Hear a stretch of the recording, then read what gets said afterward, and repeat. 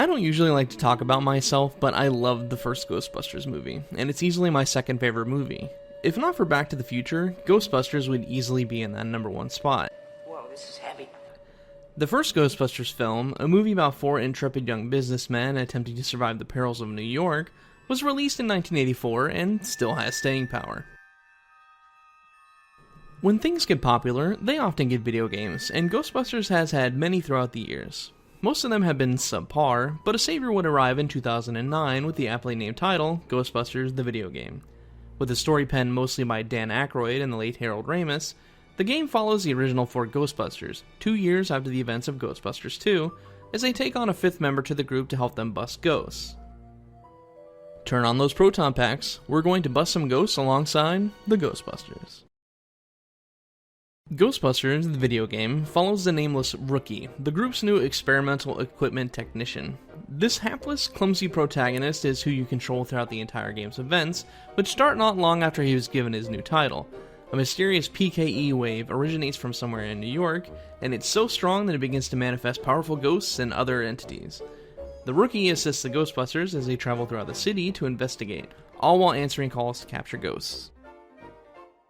Much of the gameplay lies within the game's combat system. Just like in the movies, you and the other Ghostbusters must focus the particle beams from your proton packs toward ghosts.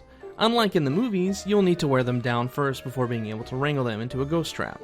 This might sound tedious at first, but the game does a good job of mixing things up. For example, these gargoyle enemies must be tackled in a different way from your average ghost, by wrangling them and then slamming them against the ground or walls. Doing this instantly defeats them. There are also boss fights at the end of every stage. These enormous battles seem to only serve the purpose of easing you into new weapons and abilities. For example, the boss at the end of the library section of the game can't be beaten unless you expose his weak point by dousing it with slime, a weapon you'd only just gain access to barely 20 minutes prior. While these battles can be a fair challenge, it's only because the bosses do a lot of damage with every hit.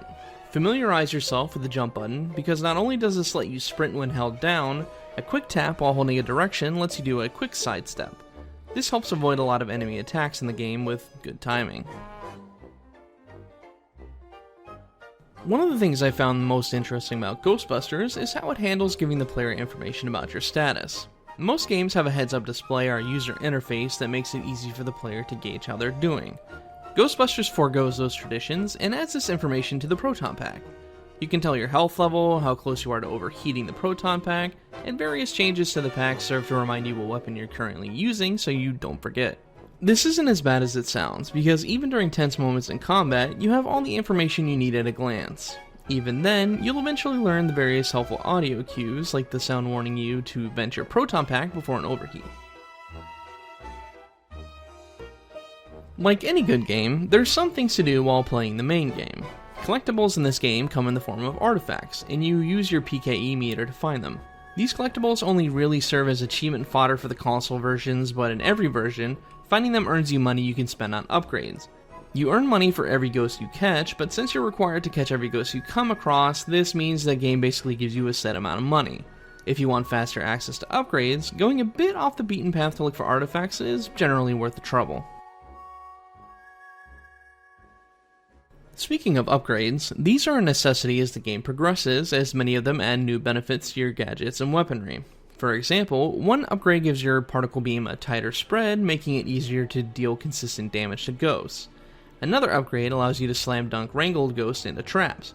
Normally, traps take some time to pull the ghost down, and during these moments, struggling ghosts may escape. A slam dunk negates the need to worry about it. With a proper slam, you can trap them immediately. And yes, Ghostbusters fans, you can indeed cross the streams. It doesn't do much except incur a kickback that knocks the Rookie over and deals a bit of damage, but it's only debilitating during long or important fights. Still, the game has an audio cue to listen for, and the characters will often warn you to avoid it during these moments, so it's tough to cross the streams unless you're deliberately trying to do so to see what happens.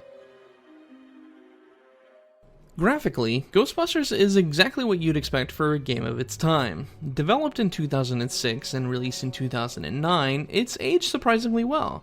Sure, it's not going to be winning any rewards for realism, but the character models, their facial expressions, and the world of the game are tolerable enough so as to not make the game unenjoyable. While game worlds have been destructible for years, Ghostbusters has destructible environments, and you can shoot down or break almost anything that isn't a wall, floor, or ceiling. But even then, sometimes you'll find walls to shoot down. The game also keeps a tally of anything you've destroyed, and attaches monetary values to almost everything. For the console versions, there are achievements tied to how high or low you can keep these monetary damages, but since the PC version lacks achievements, feel free to go crazy and destroy everything for the fun of it.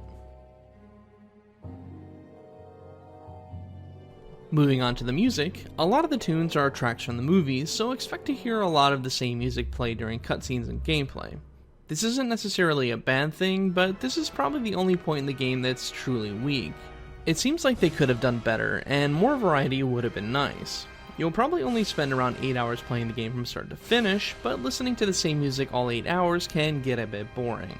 You might even want to turn off the background music and play your own instead.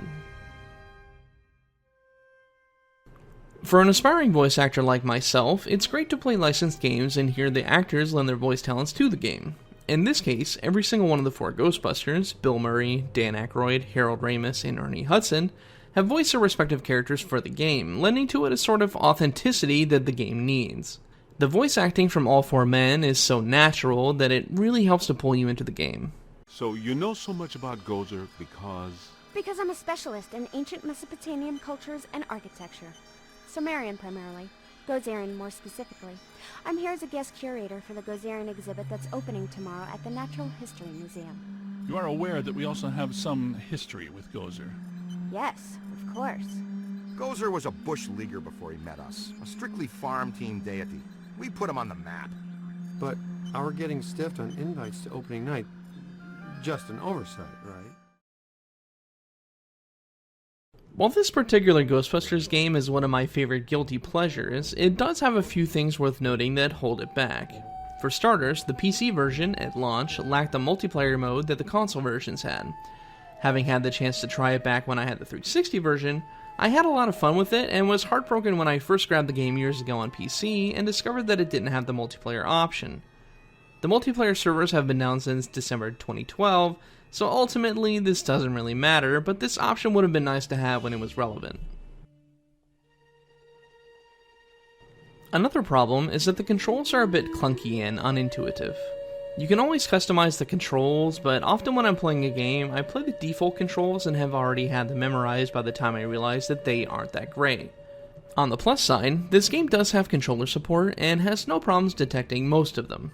I use a wired Xbox 360 controller when I play some games, and this game was one of them, so I had no real problems getting it to work properly. As with any game, Ghostbusters also has a few glitches. For Ghost, it seems to me that pathfinding is a difficult prospect for them sometimes, as they'll get stuck in certain places, unable to find their way to you. Another issue I found was that, somehow, a ghost got behind an invisible wall and got stuck. I tried to get him out to progress and had no luck. One fun issue I had was when Ray just up and disappeared during one point in the library. Because he's the trigger to progress, I was effectively stuck. Thankfully, the game is generous with checkpoints, so fixing these issues is as simple as loading the last one from the pause menu. This makes a real problem into more of a nitpick, but your experiences may vary. The AI is not very bright, but do a solid job of keeping up the illusion that they're busy or effective in combat. Any combat or capturing is pretty much almost completely up to the player. While the banter between the protagonists is great to listen to, the other Ghostbusters simply serve as contingency plans for when you get KO'd because they'll come to revive you. While they are pretty much glorified distractions for enemies so you can focus on one ghost at a time, it's a good idea to keep them up on their feet so they can save you if things get overwhelming. Finally, while not a huge deal, the game has product placement. For example, this Doritos truck. In this day and age, it's interesting, and often hilarious, to look back and see how these things worked in games and entertainment, because it was much more blatant back then. These days, product placement is usually much more subtle and done with greater tact than simply slapping a Doritos truck into a combat area. We may never get a third Ghostbusters movie starring the original cast, seeing as it's been in development hell for decades. Add to this that many of the original cast are uninterested in it, chiefly Bill Murray, and the project wouldn't be the same without Harold Ramis, rest in peace. Still, Dan Aykroyd is on record back in a 2009 interview as stating that, to him, the video game is the third movie. Here's the quote. "Well, I think the third movie is going to be written, but we don't know until it's written. It's unsure. But this game is real. To me, it is the third movie because it's the only thing that exists that depicts the characters again in a new adventure or new light. I think that the third movie might be a sequel to this. I think now you have them acting hand in hand. It's interactive, if you will. So the third movie, whether it's a reality or not, I'm sure a concept for a game will come out of that, and then that game may feed the story for the fourth one. It's pretty obvious by now that we won't get a fourth movie, but I agree with Mr. Aykroyd. I consider Ghostbusters the video game to be the third movie, even if it's still only a video game. Ghostbusters is currently unavailable for purchase on Steam, and finding the console versions can get a bit pricey due to their rarity. You might be able to find a copy cheap at secondhand stores, but it's possible to find Steam keys online from time to time for reasonable prices. We finally made it to the end of our Halloween-themed reviews. If you enjoyed one or all of them, scare that subscribe button. Then, scream on over to join us on social media. Twitch, Twitter, and Mine's links are all hiding in the description below. Happy Halloween!